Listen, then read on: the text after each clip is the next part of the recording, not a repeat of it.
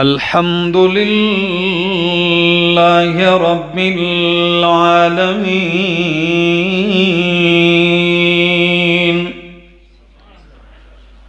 والعاقبة للمتقين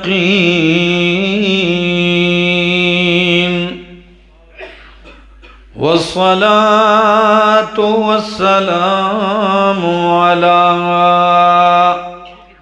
أشرف الأنبياء وإمام المرسلين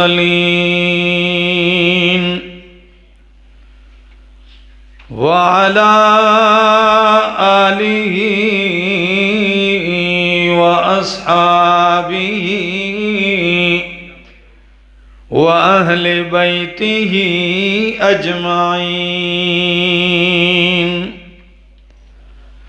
أما بعد فأعوذ بالله من الشيطان الرجيم. بسم الله الرحمن الرحيم.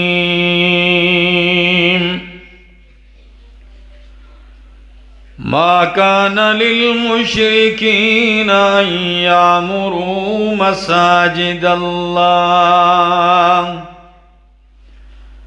شاهدين على أنفسهم بالكفر أولئك حبطت أعمالهم وفي النار هم خالدون.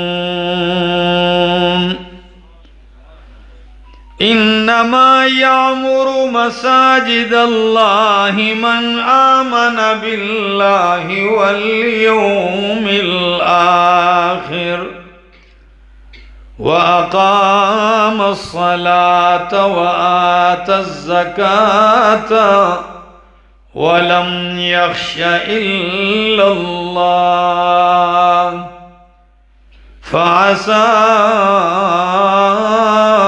أولئك أن يكونوا من المهتدين.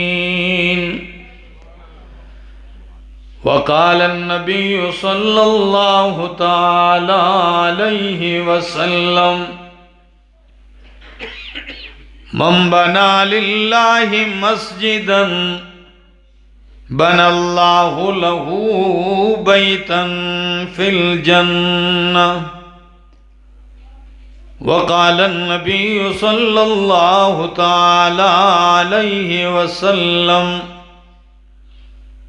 لا تشد الرحال إلا إلى 3 مساجد مسجدي هذا ومسجد الحرام ومسجد الأقصى. سبحان ربك رب العزة عما يصفون وسلام على المرسلين والحمد لله رب العالمین. انتہائی قابل عزت، قابل احترام، ذی قدر و ذی وقار علماء کرام اور تحصیل کلر سیداں کے اس علاقے چکیالہ اور گرد و نواح سے آئے ہوئے میرے معزز مکرم دوستو، السلام علیکم. آپ کے اس پروگرام کے لیے حضرت مولانا احسان اللہ چکیالوی صاحب نے وقت لیا. معلوم ہوا کہ آپ کا یہ پروگرام اس مسجد کا یہ ایک نئی تعمیر اور افتتاحی پروگرام ہے، تو میں بھی اپنی گفتگو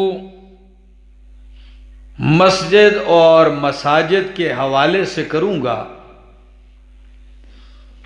کتاب و سنت کی روشنی میں، اور آپ کی توجہ کا طلبگار رہوں گا. شعائر اللہ جن کی تعظیم، جن کا احترام ہر مومن مسلمان پر لازم ہے. ان شعائر اللہ میں سے اللہ کے گھر مساجد بھی شامل ہیں. اور حیران ہوں گے آپ کہ اس دھرتی پر سب سے پہلا گھر جو آباد ہوا ہے وہ اللہ کا گھر آباد ہوا ہے. قرآن مقدس کہتا ہے ان اول بیت وضع للناس للذی ببکۃ ان اول بیت وضع للناس، پہلا گھر جو لوگوں کے لیے مقرر کیا گیا ہے وہ گھر ہے بے بکتا، جو مکہ مکرمہ میں ہے، جسے مسجد حرام کہتے ہیں. یہ پہلا گھر ہے. اور ایک عجیب بات آپ کو بتاؤں، بخاری اور مسلم کی حدیث ہے، حضرت ابو ذر غفاری رضی اللہ تعالیٰ عنہ فرماتے ہیں میں نے اللہ کے پاک پیغمبر صلی اللہ علیہ وسلم سے سوال کیا کہ دھرتی پہ سب سے پہلی مسجد کون سی بنی؟ نبی علیہ السلام نے فرمایا مسجد حرام. میں نے پوچھا اللہ کے پاک پیغمبر اس کے بعد دوسری مسجد کون سی بنی؟ فرمایا مسجد الاقصی، مسجد اقصی بنی، جسے بیت المقدس بھی کہتے ہیں. بیت المقدس اس پورے شہر کو، علاقے کو کہتے ہیں. مسجد کا نام کیا ہے؟ مسجد اقصی ہے. تو چکیالہ والو، کلر سیدہ والو، مجھے جواب دینا، روئے زمین پہ سب سے پہلی مسجد کون سی بنی؟ بیت اللہ، مسجد حرام، جہاں کعبۃ اللہ ہے، یہ مسجد حرام. اور دوسری مسجد کون سی بنی؟ مسجد اقصی، جسے پرانا قبلہ بھی کہا جاتا ہے، قبلہ اول سے بھی لوگ یاد کرتے ہیں. ابو ذر فرماتے ہیں میں نے اگلا سوال کیا کہ کم بینہما، ان دونوں مسجدوں کے درمیان مدت کتنی ہے؟ سید الانبیاء محمد الرسول اللہ صلی اللہ تعالی علیہ وسلم نے فرمایا 40 سنہ. ان دونوں مسجدوں کے درمیان 40 سال کی مدت ہے. پہلے مسجد حرام اور اس کے 40 سال کے بعد مسجد اقصی بنی.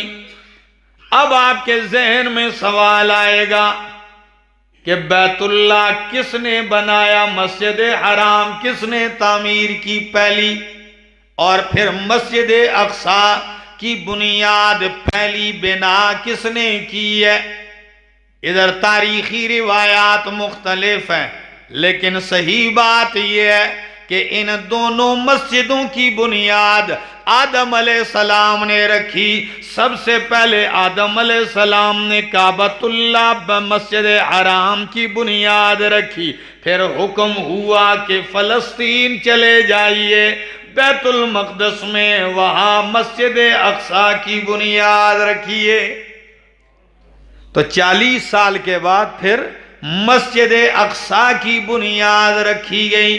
اب آپ کے ذہن میں آئے گا کہ ہم نے تو قرآن میں یہ بھی دیکھا ہے وَإِذْ يَرْفَعُ إِبْرَاهِيمُ الْقَوَاعِدَ مِنَ الْبَيْتِ وَإِسْمَاعِيلُ. میری بات سمجھ میں آ رہی ہے؟ تو آپ کے پیسے تو نہیں لگ رہے، کہہ دو سبحان اللہ.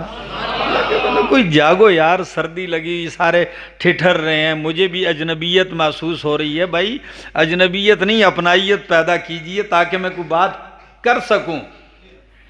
فرمایا وَإِذْ يَرْفَعُ إِبْرَاهِيمُ الْقَوَاعِدَ مِنَ الْبَيْتِ، جب ابراہیم علیہ السلام مسجد حرام بیت اللہ کی بنیادیں اٹھا رہے تھے، بنیادیں اٹھا رہے تھے، وَإِذْ يَرْفَعُ إِبْرَاهِيمُ الْقَوَاعِدَ مِنَ الْبَيْتِ وَإِسْمَاعِيلُ، اور ان کے ساتھ کون تھے دوسرے؟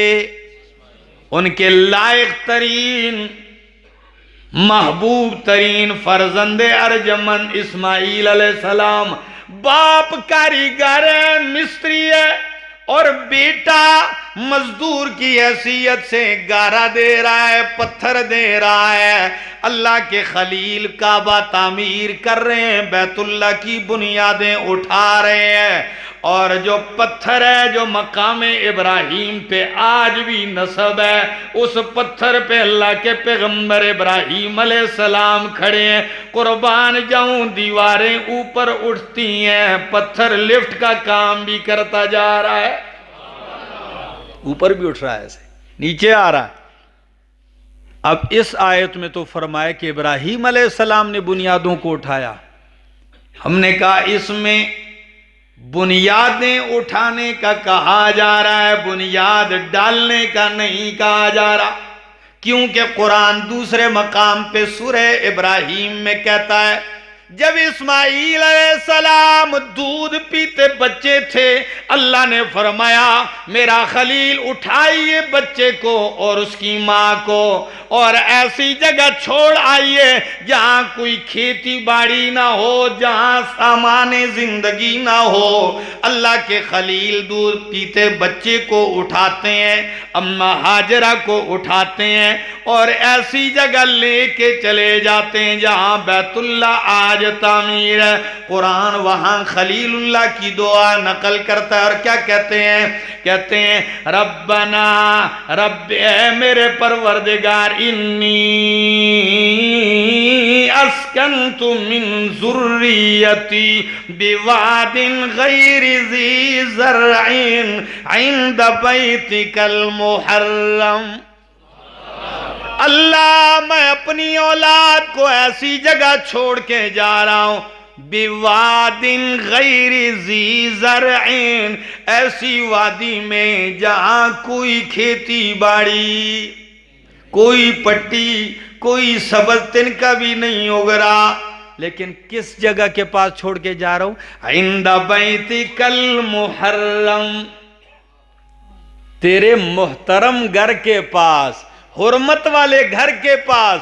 حالانکہ اس وقت حرمت والا گھر بنا، لیکن نشان تھے۔ اب جب اسماعیل علیہ السلام وہاں پیاسے ہوئے، اماں ہاجرہ صفا اور مروہ کے درمیان دوڑتی ہے، زمزم کا پانی نکلتا ہے، پھر وہاں رہنے لگتے ہیں۔ جب اسماعیل علیہ السلام چلنے پھرنے ہاتھ بٹانے کے قابل ہوتے ہیں، تو اب باپ بیٹا لگے بیت اللہ کی بنیادیں اٹھا رہے ہیں۔ تو معلوم ہوا بیت اللہ اس وقت بھی تھا جب اسماعیل علیہ السلام دودھ پیتے بچے تھے۔ ٹھیک ہے جی، یہ انہی پرانی بنیادوں کو دوبارہ تعمیر کرنا شروع کر دیا۔ اور آپ کہیں گے اسی طرح کہ مسجد اقصی تو ہم یہ دیکھتے ہیں کہ سلیمان علیہ السلام جنوں سے تعمیر کروا رہے تھے، سنا ہے کہ نہیں؟ بات تو سچ ہے، جن لگے ہوئے ہیں۔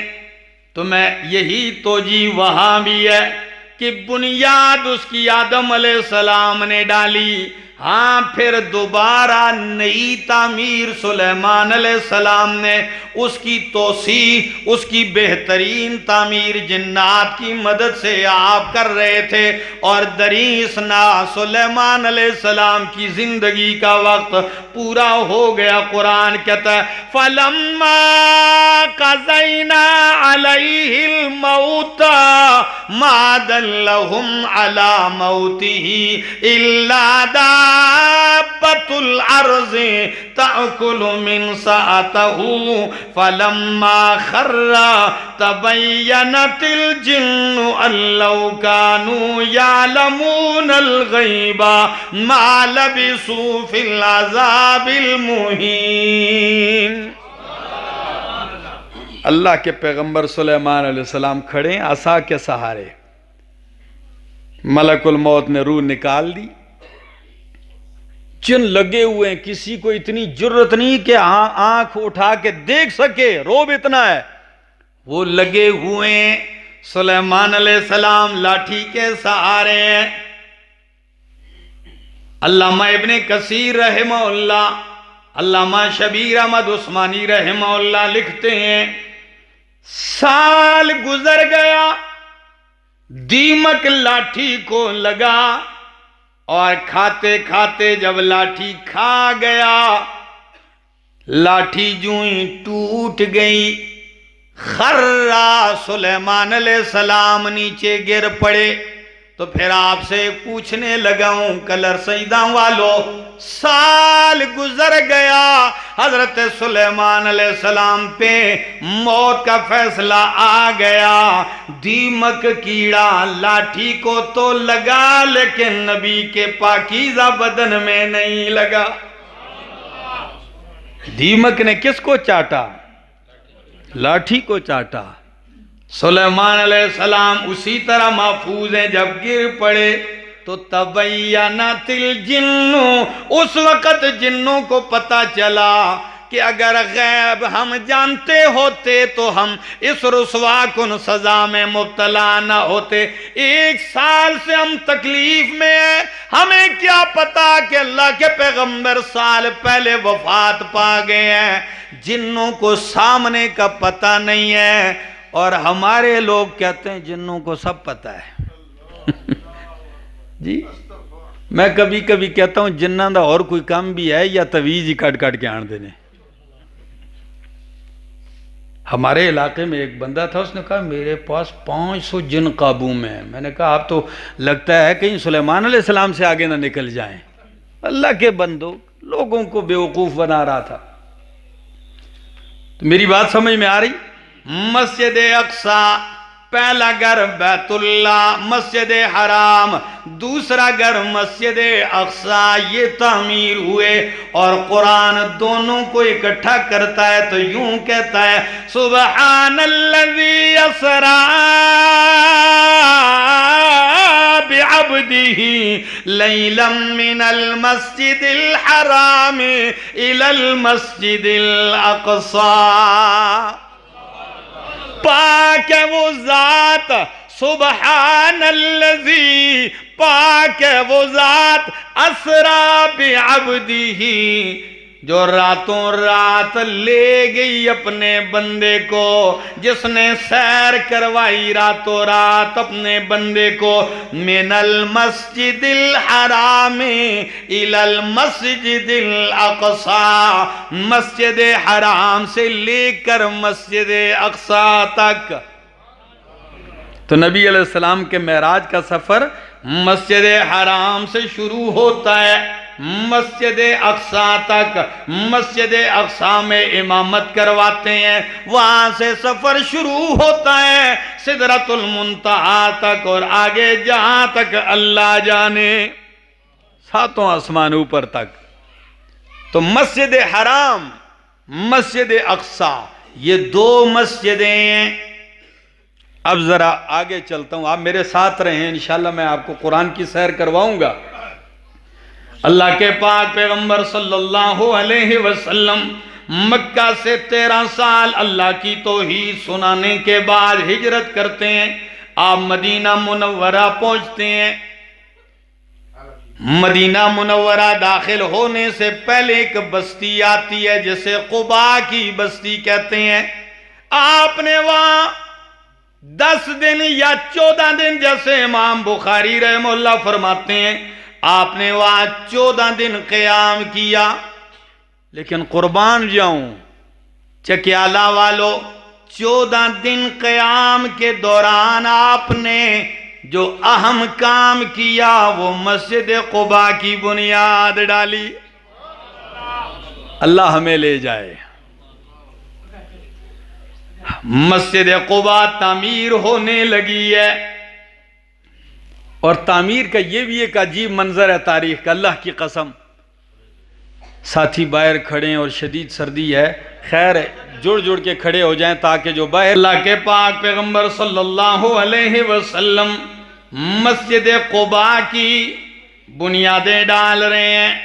علامہ ابن کثیر اپنی کتاب البدایہ والنہایہ سیرت حلبیہ میں یہ لکھا ہے، نبی علیہ السلام اپنے یاروں سمیت لگے ہوئے ہیں، پتھر لا رہے ہیں، کوئی گارا لا رہا ہے، مسجد بن رہی ہے۔ کیا عجیب ماحول ہوگا کہ کائنات کے امام، نبیوں کے سردار بنفس نفیس پتھر اٹھا کے لا رہے ہیں۔ تاریخ نے تو یہاں تک لکھا ہے کہ کبھی کبھار نبی علیہ السلام اتنا وزنی پتھر اٹھا لیتے کہ آپ کی کمر یوں خم ہو جاتی، یوں جھک جاتے، اتنا بھاری پتھر اٹھا لیتے۔ اور اگر کوئی دو صحابی دوڑ کے آپ کے ہاتھوں سے لینے کی کوشش کرتا، نبی علیہ السلام سر ہلا کے کہتے نہیں، یہ میں خود لے کے جاؤں گا۔ آنکھ کے اس اشارے سے کہتے آپ یہ والا اٹھا لیں، آپ وہ پتھر اٹھا لیں، آپ یہ اٹھا لیں۔ کتنا خوبصورت منظر ہوگا، کتنے ہی خوش نصیب تھے۔ گھر بن رہا ہے اللہ کا، مسجد قباء، اور جب یہ بنتے بنتے عبداللہ بن رواحہ رضی اللہ تعالیٰ عنہ شاعر ہیں۔ شاعر تو آج بھی گھوم رہے ہیں نا، لیکن ایسا شاعر کہ افصح العرب کے سامنے شعر کہے اور افصح العرب اسے پسند بھی فرما لیں، یہ ہر کسی کے بس کی بات نہیں ہے۔ تو عبداللہ بن رواحہ اشعار پڑھنے لگے، اور باقی محفل کے ساتھی بھی آپ کی لے میں لا رہے ہیں۔ کیا پڑھتے ہیں آپ کو سنا دیتا ہوں، کہتے ہیں قد افلح من یامر المساجد، قد افلح من یامر المساجد ویقرأ القرآن قائما وقائدا۔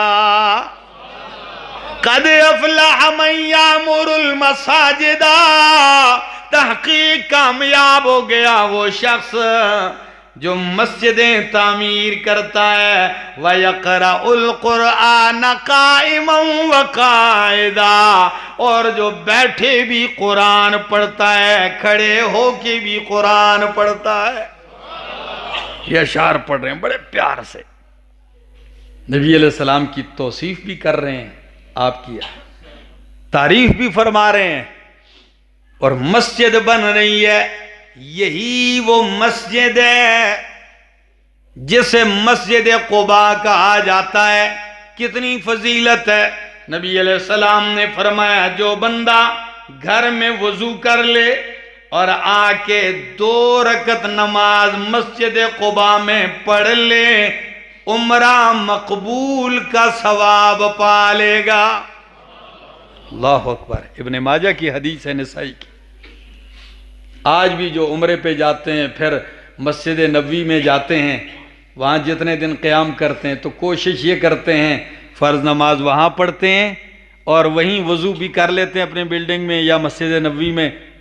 تو کئی پیادل اور کئی گاڑی میں بیٹھ کے، تقریباً 2 میل کا سفر ہے، 3.5 کلومیٹر بنتا ہے، بیٹھ کے آ کے جو ہے مسجد قباء میں بھی 2 رکعتیں پڑھ لیتے ہیں، عمرے کا ثواب پا لیتے ہیں۔ اللہ اکبر۔ یہ مسجد قباء تعمیر ہوئی، پھر جب آپ 14 دن قیام کرنے کے بعد مدینہ منورہ پہنچتے ہیں، خاص مدینہ شہر، آپ کا استقبال ہو رہا ہے، اہل مدینہ اکٹھے ہیں، تلواریں زیب تن کیے ہوئے، نیزے تیر اٹھائے ہوئے، اور آپ پہ پھول نچھاور کر رہے ہیں۔ اللہ کے پاک پیغمبر اونٹنی پہ سوار ہے، کوئی کہتا ہے آپ میرے غریب خانے آ جائیں، کوئی کہتے ہیں میرا دروازہ کھلا ہے۔ نبی علیہ السلام فرماتے ہیں دعوها فإنها مأمورة من اللہ، میری اونٹنی کو نہ چھیڑو، اسے چھوڑ دو، رب نے اس کو حکم دیا ہے، جہاں میرا رب چاہے گا یہ وہیں ٹھہر جائے گی۔ اب سارے دیکھتے ہیں کہ یہ سعادت مند کون ہے کہ جس کے دروازے پہ جا کے نبی علیہ السلام کی سواری ٹھہری گی۔ بڑا شاندار استقبال ہے، آگے پیچھے چلتے جا رہے ہیں، اونٹنی چلتے چلتے قسمت جاگ اٹھی ابو ایوب انصاری کی رضی اللہ تعالی۔ آج تک ان کا لقب ہے میزبان رسول صلی اللہ علیہ وسلم۔ پا گئے بس، ان کے دروازے کے سامنے اونٹنی بیٹھ جاتی ہے۔ ابو ایوب انصاری اتنی ذہانت سے کام لیتے ہیں کہ سب سے پہلے آتے ہیں نبی علیہ السلام کا سامان اٹھا کے سیدھا اپنے گھر لے جاتے ہیں، کیونکہ بندے کا سامان جدھر جاتا ہے تو بندہ پھر قیام بھی وہی کرتا ہے، تو سامان سب سے پہلے اٹھایا اور سیدھا گھر لے گئے۔ باقی ساتھی کہنے لگے آپ ادھر آ جائیں، نبی علیہ السلام نے کہا جہاں سامان پڑا میں اب ادھر ہی رہوں گا۔ چلے گئے، اب ٹھہریں گے کہاں؟ 2 منزلہ گھر ہے، ایسی کوٹھی نہیں ہے، بنگلہ نہیں ہے، پرانے مکان ہوتے مٹی کے، بس یہ نیچے ایک کمرہ ہے تو ایک اوپر کا ہے، اور اوپر کے کمرے کو بھی راستہ یا کہیں باہر سے یا کمرے کے اندر ہی سے کوئی سیڑھی لگی ہوتی۔ اب اس منظر کو بھی ذرا خدا را دیکھیے، آپ کو لطف آئے گا۔ اللہ کے پاک پیغمبر صلی اللہ علیہ وسلم تشریف لے جاتے ہیں، دن بھر مہمان آ رہے ہیں، سلسلہ لگا ہوا ہے، سارے اہل مدینہ اکٹھے ہیں، شام کا وقت ہے۔ ابو ایوب کہنے لگے یا رسول اللہ صلی اللہ علیہ وسلم، آپ اوپر کی منزل میں رات قیام فرمائیں گے، ہم اہل خانہ سمیت میں اور بیوی ہم نیچے رہیں گے؟ نبی علیہ السلام نے کہا نہیں، میں تو نیچے کی منزل میں رہوں گا۔ وہ کہنے لگے جی یا رسول اللہ صلی اللہ علیہ وسلم میرا جی چاہتا ہے آپ اوپر جائیں۔ نبی علیہ السلام نے کہا نہیں، میرے پاس مہمان آتے ہیں، جب میں اوپر ہوں گا تو نیچے سے آپ کے کمرے سے ہو کے آئیں گے، آپ سارا گھر مشقت میں پڑ جائے گا۔ ابو ایوب انصاری کیا کرتے، آرڈر جو ہو گیا، چلے گئے اوپر کے کمرے میں۔ حکم تو نبی علیہ السلام نے دیا، لیکن اس کا کیا کرتے؟ یہ دل بھی تو ایک چیز ہے، کیا کرتے؟ اب آپ سنیں گے تو آپ بھی جھوم جاؤ گے۔ رات ہو گئی، اللہ کے پاک پیغمبر صلی اللہ علیہ وسلم کے لیے نیچے بستر تیار کیے گئے، میاں بیوی دوسری منزل پر ہیں، دونوں نے ساری رات بستر پہ نہیں، بیوی نے ایک کونے میں دیوار کے ساتھ سکڑ کے بیٹھ کے رات گزاری، خاون نے دوسرے کونے میں، کہ ہم اوپر سو جائیں نبی علیہ السلام نیچے ہوں، یہ تو ہم سے نہیں ہو سکتا۔ یوں ہی رات گزار دی۔ یہ احترام تھا دل کا، یہ ادب تھا، یہ تعظیم تھی۔ یوں رات گزری، رات کو کہیں حرکت کے دوران اٹھے، گڑے کے کنارے سے پاؤں لگا اور گڑا الٹ گیا، تو کچے مکان تھے، ڈر گئے اب یہ پانی نیچے چلا جائے گا نبی علیہ السلام پہ، تو اور کچھ تو ملا نہیں، اپنے کپڑے اتار کے تو اس کو پانی کو ایسے خشک کرنے لگے۔ صبح سویرے نیچے اتر کے آئے، نبی علیہ السلام نے فرمایا ابو ایوب رات کیسے گزری ہے؟ فرمایا گزری ہے اور ایسے گزری ہے، ایسے گزری ہے۔ نبی علیہ السلام نے فرمایا ایسا ٹھیک ہے ٹھیک ہے، آئندہ آپ نیچے آ جائیں، میں خود ہی اوپر آ جاتا ہوں۔ بس ٹھیک ہے، ان کے اس ادب کو دیکھا، پیار کو، فرمایا میں خود اوپر آ جاؤں گا، بس آپ نیچے کی منزل میں آ جائیں۔ یہاں ایک بات کہتے ہوئے چلا جاؤں، آپ سنیے ذرا۔ کھانا تیار ہوتا، گھر سے آتا، نبی علیہ السلام تناول فرماتے، اس وقت تک اہل خانہ کھانا نہیں کھاتے جب تک کہ نبی علیہ السلام کے پاس سے برتن واپس نہ آ جاتے، اور جب برتن واپس آتے میاں بیوی پلیٹ کو دیکھتے، جہاں سے سید الانبیاء کی انگلیاں لگی ہوتی تھی وہیں سے کھانا شروع کرتے تھے، اس پلیٹ کو دیکھتے تھے۔ ایک دن کھانا گیا، پلیٹ اسی طرح بھری آ گئی، نبی علیہ السلام نے نہیں کھایا، پریشانی کے عالم میں دوڑتے ہوئے آئے، فرمایا اللہ کے محبوب آپ حکم فرمائیں، ہم سے کیا غلطی کیا لغزش ہو گئی، آپ نے کھانا نہیں تناول فرمایا۔ فرمایا اس میں کچا پیاز ڈالا گیا تھا، اور آپ کو پتہ ہے ابو ایوب کہ میری محفل میں فرشتے آتے ہیں، میری سرگوشیاں تو ملائک سے ہوتی ہیں، تو یہ پیاز کھا کے منہ سے بو آتی ہے اور فرشتوں کو اس سے تکلیف ہوتی ہے۔ تو نے کہا پھر ہم بھی نہ کھائیں؟ فرمایا نہیں آپ کھاؤ، میرے لیے میں نہیں کھاؤں گا، آپ کھاؤ۔ ہاں باقی مسلمانوں کے لیے یہ حکم ہے کہ مسجد میں آنے سے پہلے یہ چیزیں اتنا پہلے نہ کھائیں کہ منہ سے بو آ رہی ہو اور مسجد میں آئیں اور منہ سے بو جا رہی ہو۔ کئی لوگ ایسی مولیاں کھا کے ایسی چیزیں کھاتے ہیں جس کا ایک ڈکار آتا ہے تو پوری مسجد میں بو ہی بو ہوتی ہے۔ نہیں، نبی علیہ السلام نے فرمایا اس سے ملائک کو سخت تکلیف ہوتی ہے۔ یہاں قیام ہوا، کچھ ہی دنوں کے بعد مسجد نبوی کی بنیاد ڈالی جا رہی ہے۔ کون سی مسجد؟ مسجد نبوی کی بنیاد، وہ مسجد نبوی جہاں ہر حج والا عمرے والا حج عمرہ کرنے کے بعد یہ چاہت رکھتا ہے کہ میں مدینہ منورہ چلا جاؤں اور مسجد نبوی میں مجھے نماز کا شرف حاصل ہو جائے، کیونکہ اللہ کے پاک پیغمبر صلی اللہ علیہ وسلم نے فرمایا لا تشد الرحال الا الى ثلاثت مساجد، ثواب کی نیت سے سفر کرنا صرف 3 مسجدوں کے لیے جائز ہے۔ کتنی مسجدوں کے لیے؟ کہ جس مسجد کی نیت کر کے آپ جائیں وہ 3 مسجدیں۔ فرمایا مسجدی ھذا، میری مسجد یعنی مسجد نبوی، و مسجد الحرام، مکہ خانہ کعبہ والی مسجد، اور وہ مسجد الاقصی، مسجد اقصی تک، یہاں تک سفر کر کے بھی جاؤ ثواب کی نیت سے تو یہ جائز ہے۔ یہ ان 3 مساجد کا مقام ہے، یہ شرف ہے ان 3 مسجدوں کا۔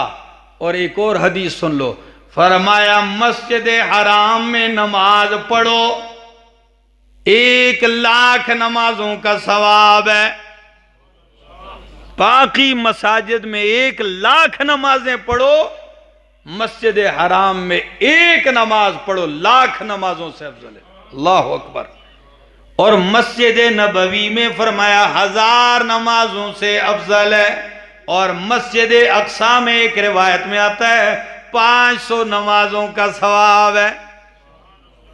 ایک 50,000 والی حدیث بھی ہے مسجد نبوی کے لیے، اس کی سند کمزور ہے، یہ 1000 والی صحیحین کی حدیث ہے۔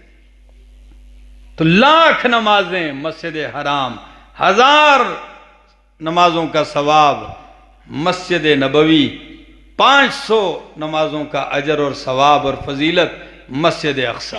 کیا شان ہے! یہ تو ان مساجد کا ذکر کیا میں نے، اب ذرا آئیے اللہ کے پاک پیغمبر صلی اللہ علیہ وسلم نے فرمایا روئے زمین کی جتنی بھی مسجدیں ہیں یہ ساری مسجدیں بیوت اللہ، اللہ کا گھر ہے۔ اللہ تو زمان سے، مکان سے، گھر سے پاک ہے، اللہ کو کسی مکان کی ضرورت نہیں، اللہ زمان مکان سے ورا ہے۔ اس نسبت کو نسبت تشریفی کہا جاتا ہے۔ جس طرح کے اونٹنیاں تو ساری اللہ کی ہیں، اللہ ہی پیدا کرتا ہے، لیکن صالح علیہ السلام کی اونٹنی بطور معجزہ جو چٹان سے نکلی ہے اسے قرآن کہتا ہے ناقۃ اللہ، اللہ کی اونٹنی۔ اونٹنی تو کائنات کی ساری اللہ کی ہیں، لیکن اس کو نسبت جو دی اپنی طرف نسبت، یہ اس کے اعزاز کے لیے، احترام کے لیے۔ تو فرمایا ساری مسجدیں اللہ کا گھر ہے۔ احب البلاد الی اللہ مساجدها وابغض البلاد الی اللہ اسواقها، روئے زمین کی محبوب ترین جگہیں اللہ کو مسجدیں ہیں اور بری جگہ بازار ہیں. کیا؟ کیوں؟ آپ کہیں گے بازار کو چھوڑ دیں. نہیں، چونکہ بازار میں دھوکہ ہو رہا ہے، فراڈ ہو رہا ہے، بے دینی ہو رہی ہے، جھوٹی قسمیں اٹھائی جا رہی ہیں، حقوق مارے جا رہے ہیں، حقوق پامال کیے جا رہے ہیں. اور مسجدیں، یہاں اللہ کی عظمت بیان ہو رہی ہے، اللہ کا قرآن بیان ہو رہا ہے، رب کو سجدے ہو رہے ہیں، تو یہ افضل ہے. ہاں، بازار بھی اگر آپ امانتدار اور سچے تاجر بن کے جاؤ، اللہ کا حق بھی ادا کرو اور مخلوق سے بھی اس کا حق نہ چھینو، تو پھر آپ کا بھی مقام اتنا ہے کہ التاجر الصدوق یحشر یوم القیامت مع النبیین والصدیقین والشہداء، کہ سچا اور امانتدار تاجر اللہ اسے قیامت والے دن نبیین، صدیقین، شہداء کے ساتھ اٹھائے گا. لیکن کیا کریں، ہماری تو زبان ہی ایسی بن گئی، ہم کہتے ہیں جھوٹ نہ بولیں کاروبار کیسے کریں، جھوٹ نہ بولیں تو دکان نہیں چلتی، جھوٹ نہ بولیں، قسمیں نہ اٹھائیں تو ہم کاروبار نہیں کر سکتے. آئیے، آپ نے آج جس مسجد، ایک خوبصورت مسجد تعمیر کی، نئی تعمیر نو ہے اس کی، میں یہی کہوں گا کہ اللہ کے پاک پیغمبر صلی اللہ علیہ وسلم نے فرمایا من بنا للہ مسجدا بن اللہ لہ بیتا فی الجنہ جزا من جنس العمل. تو دنیا میں اللہ کا گھر بنا، بدلے میں اللہ جنت میں تیرے لیے گھر بنائے گا. مرضی آپ ہے، کاروبار کرو، اللہ کے ساتھ کرو بھائی. آپ دنیا میں گھر بناؤ، اللہ تمہارے لیے جنت میں گھر بنائے گا. اور اللہ کے پاک پیغمبر صلی اللہ تعالی علیہ وسلم نے فرمایا مسجد کی طرف اٹھنے والے قدم نماز کے لیے آپ لوگ آئے ہیں. کیا شان ہے؟ فرمایا ہر قدم جو اٹھتا ہے تو پہلے قدم پہ گناہ معاف ہوتا ہے، دوسرے قدم پہ درجہ بلند ہوتا ہے. ایسے ہی ہو رہا ہے، ایسے ہو رہا ہے، جاتے ہوئے بھی اور واپس آتے ہوئے بھی. اور نماز کی فضیلتیں تو آپ نے بہت سنی ہے، آج ایک میں سنا دیتا ہوں صحیح حدیث. کبھی کبھی سوچتا ہوں کیا شان ہے نماز کی، کیونکہ مسجدیں نماز ہی کے لیے بنتی ہیں، اللہ کے دین کے لیے. فرمایا اذا قام احدکم الی الصلاۃ، جب تم میں سے کوئی نماز کی طرف اٹھتا ہے تو اس کے سارے گناہ لا کے اس کے کاندھے پر ڈھیر کر دیے جاتے ہیں. جب نماز کے لیے کھڑا ہوتا ہے تو اس کے سارے گناہ لا کے اس کے کاندھے پہ رکھ دیے جاتے ہیں. کلما رکع وسجدا تساقطا، جب بھی یہ رکوع میں جاتا ہے گناہ گرتے ہیں، سجدے میں جاتا ہے گناہ گرتے جاتے ہیں. تو نماز کے لیے کھڑا جو ہوتا ہے بندہ، جب نماز ہوتی، کئی لوگ کہتے ہیں نا بھائی نماز پڑھی جسم ہلکا ہو گیا ہو. بھائی ہلکا کیوں نہ ہو، یہ انبار آپ سے گرے ہیں. اور نماز جب تک نہ پڑھی ہو بندے کا وجود بوجھل رہتا ہے، اور دماغ کے اوپر بھی ایک بوجھ ہوتا ہے، دل پر بھی. لیکن جو ہی نماز پڑھتا ہے ہلکا ہو جاتا ہے. میرے دوستو، آئیے، مسجد کے ساتھ تعلق یہ معمولی کام نہیں. اگر یہ معمولی کام ہوتا تو اللہ اپنے خلیل کو اور خلیل کے بیٹے ذبیح اللہ کو یہ حکم نہ دیتے انطہر بیتی للطائفین والعاکفین والرکع السجود. او میرا خلیل، او میرے خلیل کے فرزند، باپ بیٹا، طہرا بیتیا، میرے گھر کو پاک صاف رکھو، نمازیوں کے لیے، طواف کرنے والوں کے لیے، رکوع اور سجدے اور اعتکاف کرنے والوں کے لیے. تو اللہ کے گھر میں آنا، اس کی خدمت کرنا، یہ نبیوں کا کام ہے. یہ اللہ کے خلیل کا کام ہے، یہ اونچا کام ہے، اس میں عار نہیں محسوس کرنی چاہیے۔ دل کے ساتھ محنت کریں، کوشش کریں مسجدوں کو پاک صاف رکھا جائے۔ گندگی سے دو قسم کی گندگی ہے، ایک ظاہری گندگی، تنکے نہ ہو، میل نہ ہو، بدبودار چیزیں نہ ہو، اور ایک باطنی گندگی ہے۔ باطنی گندگی کیا ہے؟ شرک نہ ہو، بدعت نہ ہو، بے دینی نہ ہو، دنیا داری نہ ہو، دنیا کی آوازیں بلند نہ ہو، یہ ہے، ان چیزوں سے پاک کرو۔ تو جب ظاہری اور باطنی ہر لحاظ سے مسجد پاک ہوگی، اور ظاہری اور باطنی ہر لحاظ سے تعمیر ہوگی، ظاہری تعمیر یہ ہے اور باطنی تعمیر کیا ہے؟ رکوع ہو رہا ہے، سجدہ ہو رہا ہے، قیام ہو رہا ہے، تلاوت ہو رہی، قرآن کا درس ہو رہا ہے، رب کی عظمتیں بیان ہو رہی ہیں، یہ روحانی تعمیر ہے۔ جب یہ چیزیں ہو رہی ہیں پھر آپ کو راحت آئے گی، پھر آپ کو سکون آئے گا۔ اور ایک بات کہتا جاؤں، مولانا احسان اللہ صاحب اجازت ہے؟ میں نے وقت شاید زیادہ لے لیا ہے جی، ابھی تو میں نے قرآن کی کئی آیتیں ذہن میں ہیں، لیکن بس کیا کروں، پہلا موقع ہے کہ آپ لوگوں سے ملاقات ہو رہی ہے، تو پہلے موقع میں کہیں ایسا نہ ہو کہ آپ وہ لوگ کہیں مولوی کو مائک مل جائے تو پھر جان نہیں چھڑ دے، نہیں ایسا نہ ہو، ٹھیک ہے نا؟ تو پھر آپ تھوڑی سی توجہ رکھیں۔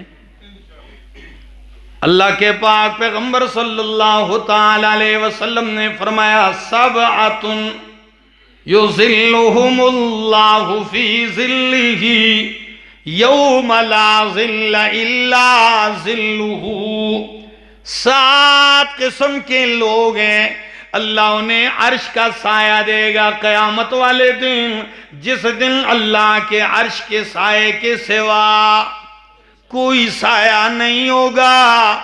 وہ 7 خوش نصیب کون ہیں؟ ان میں ایک امام عادل، ایسا بادشاہ جو طاقت ہونے کے باوجود، پاور ہونے کے باوجود بھی ظلم نہیں کرتا، انصاف کرتا ہے، تو ایسے بادشاہ کو اللہ عرش کا سایہ دے گا۔ اور انہی 7 لوگوں میں سے ایک وہ جوان ہے جس نے اپنی جوانی رب کی عبادت میں لگا دی۔ ان 7 خوش نصیبوں میں ایک وہ جوان بھی ہے جسے عورت برائی کی طرف دعوت دے اور وہ کہے کہ میں اللہ سے ڈرتا ہوں، بد کرداری سے باز آ جائے، اللہ اسے عرش کا سایہ دے گا۔ ان 7 سعادت مندوں میں چکیالہ والوں وہ خوش نصیبی ہے جو اللہ کے دین کے لیے، اللہ کی رضا کے لیے مال خرچ کرتا ہے۔ جب دائیں سے خرچ کرتا ہے تو بائیں ہاتھ کو بھی خبر ہونے نہیں دیتا۔ یہ نہیں ہے کہ آج کسی کو دیے تو کل بار بار اس کو یاد بھی دلا رہا ہے جی، نہیں۔ آج کسی کو سوٹ لے کر دیے، کل محفل میں کہتا ہے حضرت کپڑے کیسے نے، کوئی اچھے لگے؟ مقصد کیا ہے؟ بتا رہے کہ بھئی یہ میں نے لے کر، ہاں ایسا نہیں۔ کسی نے قاضی کو، جرگوئی کو چادر خرید کر دی کہ کل فیصلہ میرے حق میں کرنا، دوسری پارٹی نے اس کو پورا بیل خرید کے دے دیا، گائے خرید کے دے دی۔ جب فیصلے کے لیے قاضی صاحب آ رہے ہیں تو چادر بھی ڈالی ہوئی ہے، تو جس نے چادر دی ہے تو وہ بار بار کہہ رہا قاضی صاحب ذرا چادر ٹھیک کریں، اشارہ کر رہا قاضی صاحب ذرا چادر اٹھا لیں نیچے گندی نہ ہو جائے۔ قاضی جب تنگ آیا اس نے کہا بھائی چپ کرو، خاموش ہو جاؤ، چادر کو گائے کھا گئی ہے۔ ہاں تو کئی لوگ مال لگاتے ہیں لیکن کوشش ان کی یہ ہوتی میرا نام کیوں نہیں ہوا، میں نے خرچہ کیا میرا نام ہونا چاہیے۔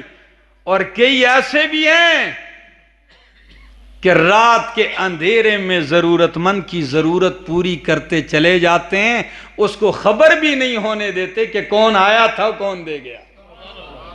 ایسا بندہ اللہ اس کو عرش کے سائے میں جگہ دے گا۔ چونکہ مسجد کی بات ہو رہی نا، تو فرمایا 7واں وہ بندہ ہے وَرَجُلٌ قَلْبُهُ مُعَلَّقٌ بِالْمَسْجِدِ، وہ خوش نصیب عرش کے سائے میں ہوگا جس کا دل مسجد کے ساتھ اٹکا رہے۔ گھر میں بھی چلا جائے، بازار میں بھی چلا جائے، لیکن دل اس کا مسجد کے ساتھ۔ یہ نہیں کہ کاروبار نہیں کرتا، کاروبار بھی کرتا ہے۔ کئی لوگ مسجد کے مؤذن بھی ہوتے ہیں نا، تو بازار میں سودا کہتے ہیں یار میں نے جانا ہے، میں نے اذان بھی دینی ہے جی، مسجد کے ساتھ ایک تعلق ہوتا ہے۔ کئی لوگ کہتے ہیں بھائی میں نے مسجد میں جانا ہے، صفائی بھی کرنی ہے۔ کئی لوگوں کا مسجد کے ساتھ تعلق لگا رہتا ہے۔ یہ دل اللہ کے گھر کے ساتھ جوڑو۔ جب یہ اللہ کے در کے ساتھ جڑے گا تو یہ در بدر کی ٹھوکریں نہیں کھائے گا۔ میرے دوستو، اللہ کرے کہ آپ کی یہ مسجد اللہ اس کو قبول فرمائے۔ اللہ جن لوگوں نے اس میں جانی مالی جس قسم کا تعاون کیا ہے، اللہ ان کو بدلے عطا فرمائے، اور جو اس دنیا سے جا چکے ہیں اللہ ان کی قبریں منور فرمائے۔ زندگی رہی پھر ملیں گے۔ تشکیل بھی کر دیں۔ اب اس کو آباد بھی کرنا ہے۔ آباد اینٹوں سے نہیں ہوگی، ٹائلوں سے نہیں، آباد ہوگی آپ سے۔ آئیے نماز سے آباد کیجیے اپنا تعلق، اپنے بچوں کا تعلق مسجد کے ساتھ جوڑیے۔ اس دنیا میں راحتوں کی جگہ ہے، کبھی خلوت میں بیٹھ جاؤ اللہ کے گھر میں، دیکھنا کتنی راحت ملتی ہے، کتنا سکون ملتا ہے۔ کبھی تنہائی میں آ کے رو بھی لیا کرو، پھر آپ کو پتہ چلے گا۔ 2 رکعت پڑھ لیا کرو، وہ بھی تو نمازیں تھی جو تلواروں کے سائے میں ادا ہوتی تھی۔ آج نرم کارپیٹ پر، سردی میں ہیٹر لگے ہوئے، گرمی میں پنکھے اور اے سی لگے ہوئے، پھر بھی رب کے سامنے سجدہ ریز نہ ہو تو سزا یہی ہوگی کہ کل قیامت کے دن جب ساری کائنات رب کو سجدہ کرے گی، اس کی پیٹھ تختہ بن جائے گی، لوہا بن جائے گی، یہ جھکنا چاہے گا بھی نہیں جھک سکے گا۔ کیوں نہیں کرتے ہو؟ کبھی کبھی تو انسان دنیا ہی میں ایسی بیماریوں میں مبتلا ہو جاتا ہے، جوڑوں کا درد، جی چاہتا ہے قیام کروں، رکوع کروں، سجدے میں جاؤں، کتنا جی چاہتا ہے کہ یہ میرا ماتھا زمین پہ لگے، لیکن بیماریوں کی وجہ سے انسان مجبور ہو جاتا ہے۔ تو کیوں اگر آپ صحت مند ہیں تو اپنی جوانی لگاؤ، آپ کی جوانی بہت قیمتی ہے۔ خصوصاً جوانوں سے کہتا ہوں، بوڑھے تو کرتے ہی کرتے ہیں، ٹھیک ہے نا، لیکن جوان، کسی شاعر نے کہا نا، در جوانی توبہ کردن شیوائے پیغمبری، در جوانی توبہ کردن شیوائے پیغمبری، وقت پیری گرگ ظالم میں شود پرہیزگار۔ جوانی میں توبہ کرنا نبیوں کا شیوا ہے، ورنہ بڑھاپے میں تو ظالم بھیڑیا بھی پرہیزگار بن جاتا ہے۔ اور کسی شاعر نے بڑے پیارے انداز میں کہا، جوانی میں عدم کے واسطے سامان کر، جوانی میں عدم کے واسطے سامان کر، او میرا جوان، مسافر شب کو اٹھتے ہیں جو جانا دور ہوتا ہے۔ مسافر شب کو اٹھتے ہیں جو جانا، تو ہم نے بڑا سفر کرنا ہے، آئیے محنت کیجئے، کریں گے، اللہ عمل کی توفیق عطا فرمائے۔